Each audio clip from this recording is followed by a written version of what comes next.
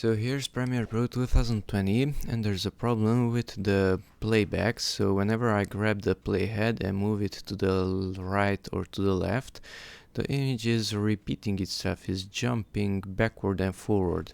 So it's not just skipping, it's not just not showing certain frames, but it's jumping backward and forward. So one solution to that one is to come here to this 1:2 and use the full version, because the lower ones will also generate backward and forward skipping.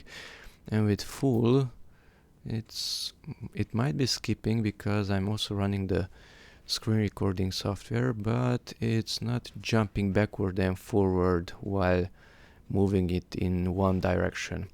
Another method is to come here to this settings wrench, click on that one and check this high quality playback.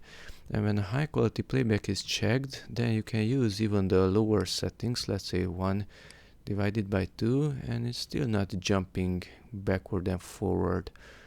It's fluent. I can use, let's say, 1/4. The quality will be lower, but it's not jumping backward and forward, so it's much better if it's not perfect. 1/8 reduces the quality even more, but it's not jumping backward forward. And full is the highest quality and no jumping.